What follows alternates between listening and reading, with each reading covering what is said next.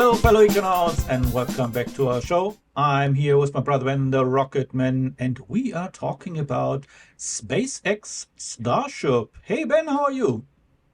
Hey Simon, how's it going? Hey fellow Econauts. Yeah, today it's a very exciting topic, Starship, and let's dive into it. How large is Starship? The dimensions of Starship are never seen before. It's the largest rocket humanity has ever built, and also we have to distinguish a little bit, depending on the lingo. Starship can refer to the entire vehicle, but it is also fair to say that Starship actually is only the spacecraft on top. Is this the second stage, and the first stage is called Super Heavy.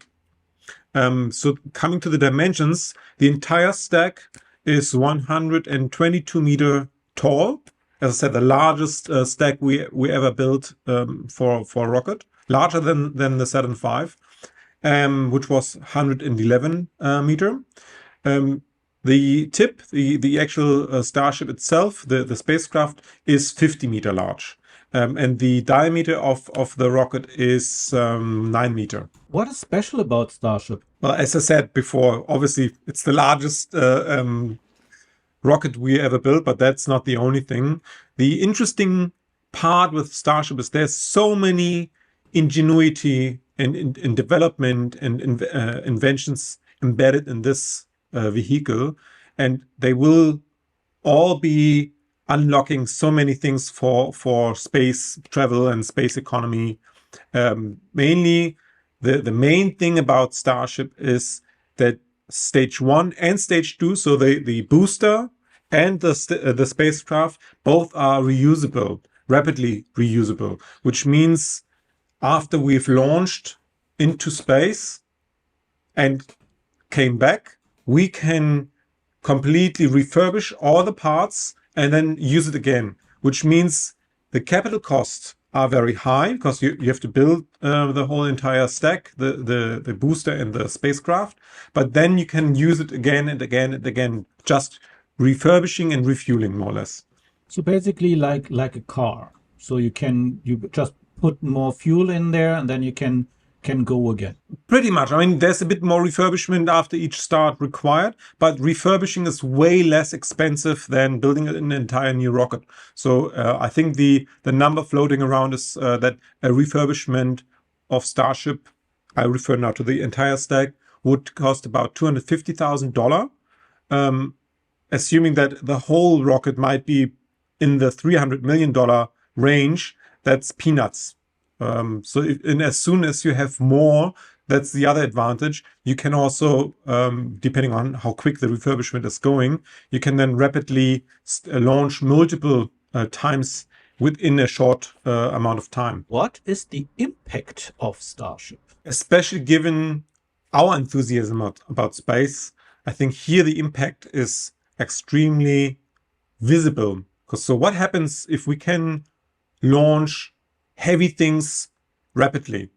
What happens if it becomes like an airline? What happens if we have a huge fleet of Starship rockets or Starship-like rockets, which can be reused and reduced in price per launch?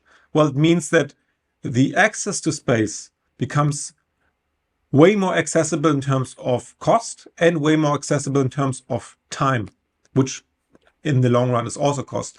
And that means that all the things we talked about, space agriculture, space medicine, going to like tourism, going into space habitats, leaving Earth for new planets, that all becomes a reality with Starship. Starship also has another feature, which is refueling in orbit. So essentially, and that we talked about the human landing system, which is essentially a modified Starship to deliver the lunar lander for NASA, for the NASA Artemis 3 mission.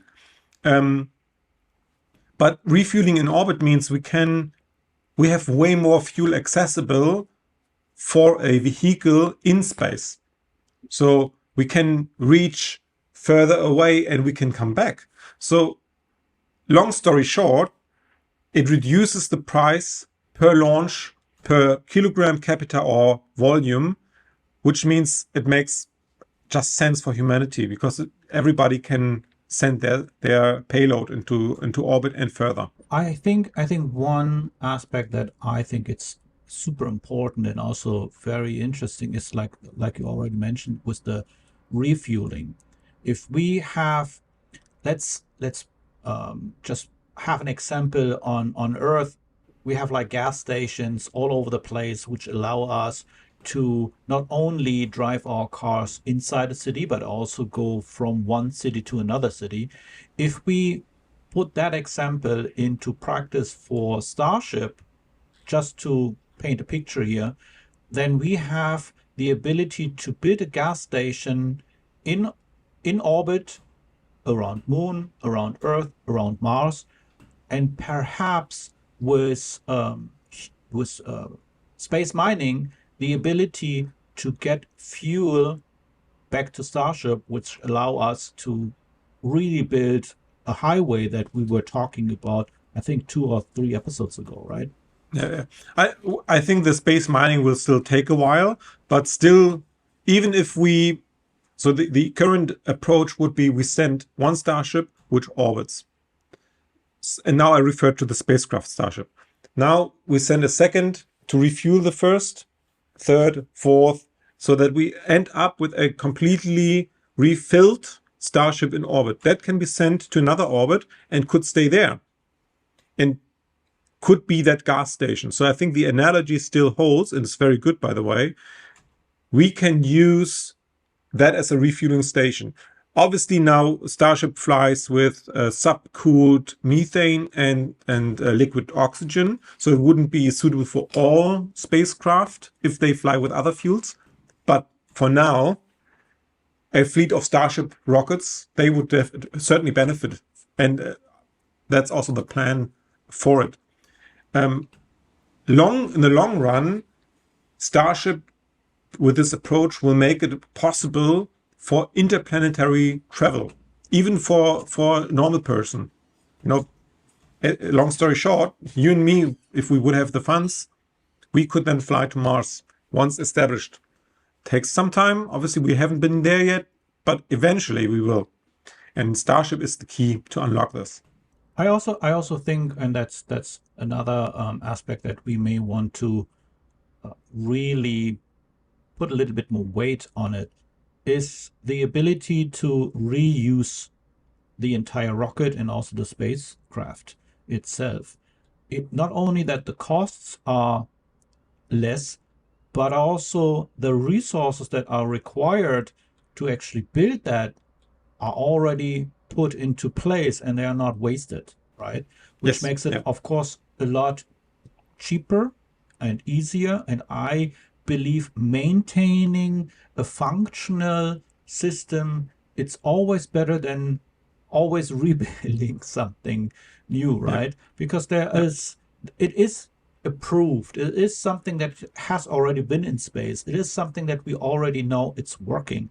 Um, and it might be Once we have it working. So in the once we moment, yeah, obviously yeah, once it yeah, is yeah, yeah. working, we know it is working, and it will lower the cost quite a bit. I mean, if we would have to send every single, if we have to build every single time a new a new truck just to deliver our packages, then Yeah. that wouldn't make sense, right? So having Yeah, like a exactly. truck that is already working, where we know, okay, so here's the little thingy, the little gear that needs to be oiled more frequently, then it's a lot easier to keep that running, right?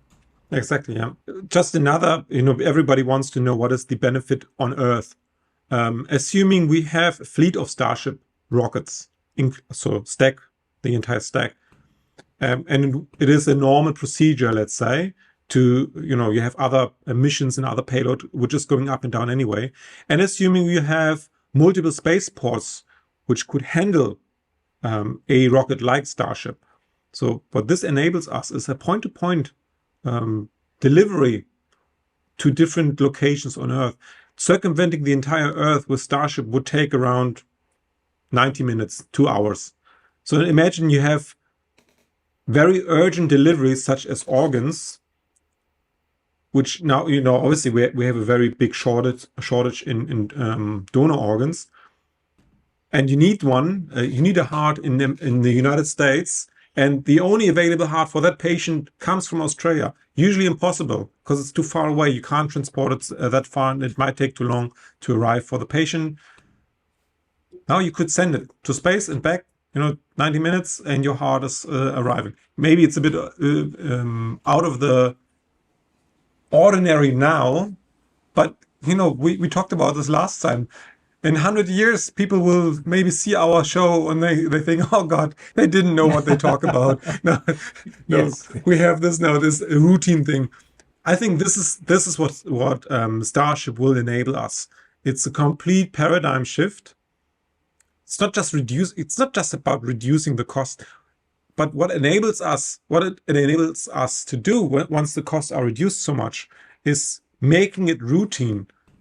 Starship is maybe version. Yeah, I think they have already not version 1 anymore. Obviously, they have done a couple of tests, but it's still the first type of this vehicle.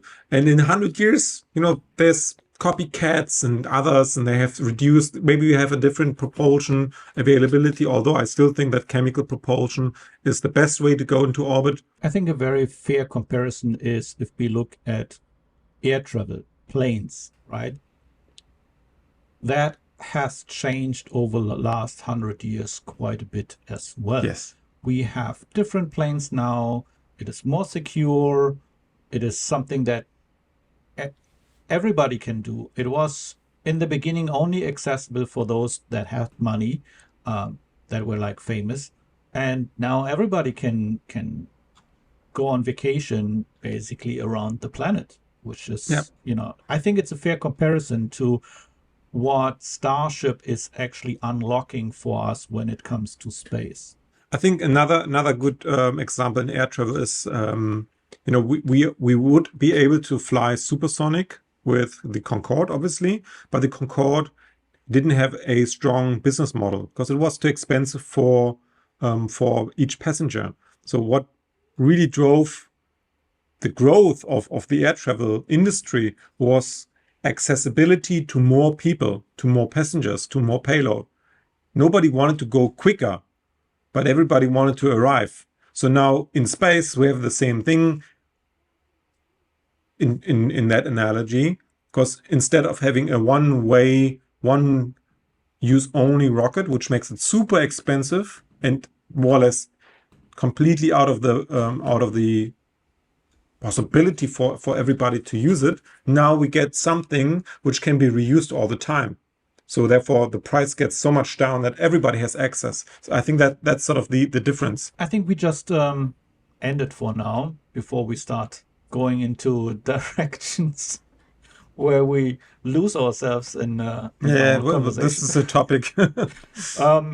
I hope that you had a good day today. We certainly had a lot of fun producing that show, like always.